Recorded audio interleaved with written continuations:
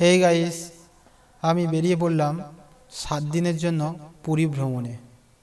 তো এই পুরীতে অনেক মন্দির আছে, তার মধ্যে আপনাদেরকে একটি জনপ্রিয় মন্দির সম্বন্ধে কিছু জানাবো। তো সেই জনপ্রিয় মন্দির হলো পুরীর ধবলগিরি, যেখানে ভোরের বেলা যদি আপনারা আসেন তো এই ধবলগিরির আসল সৌন্দর্যটা দেখতে পাবেন। তো আমরা ভোর ভোর এসে গেছি, আপনাদেরকে দেখাবো সেই ধবলগিরির মন্দির, যেখানে বুদ্ধ মন্দির বলে পরিচিত।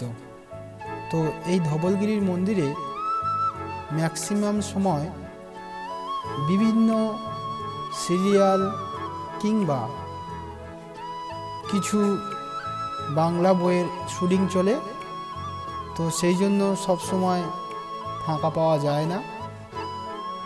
তো আমি দেখাবো সেই ধবলগিরির মন্দির, বাবা বুদ্ধ মূর্তি। তো এখানে আমরা যেদিনকে এসেছি দেখলাম একটি সিরিয়ালের শুটিং চলছে। আপনাদেরকে দেখাবো সেই সিরিয়ালের শুটিং কিভাবে করতে হয়, কিভাবে শুটিং চলে, সেগুলো পরস্পর আপনাদেরকে দেখাবো। তো চলুন বন্ধুরা, আমরা দর্শন করি সেই ধবলগিরি মন্দির, যেখানে ভোরের বেলা সূর্য ওঠার সময় দেখতে গেলে আপনারা বুঝতেই পারবেন এই সাদা পাথরের উপরে সূর্যের আলো যখন এসে পড়ে, ধবলগিরিটা হীরের মতন ঝকঝক করবে। তো সেই ধবলগিরি আমরা অন্ধকার থাকতে এসে গেছি, এসেই দেখছি এখানে একটি শুটিং চলছে। তো আমাদের ঠিকঠাক প্লেস দেয়নি, তারপরেও আমরা দূরে থেকে ক্যামেরা করেছি। আপনারা দেখতেই পাচ্ছেন সেই শুটিং চলছে একটি সিরিয়ালের। তো আপনারা দেখুন কিভাবে শুটিং হয় সিরিয়াল কিংবা বাংলা বইয়ের।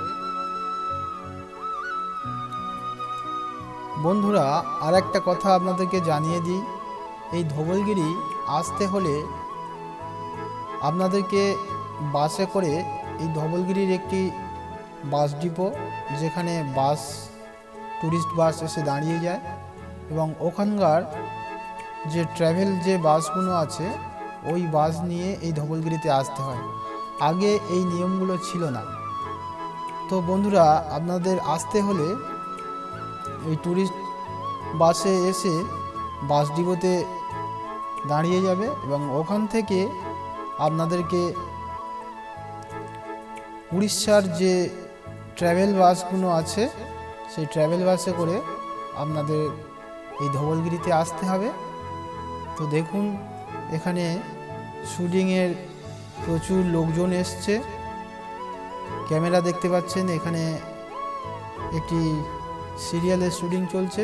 তো আমরা বিশেষ কিছু ভিডিও করতে পারিনি। তো বন্ধুরা, আজকে ছিল ভিডিও এই পর্যন্ত। পরের নেক্সট কোনো ভিডিওতে আবার দেখা হবে।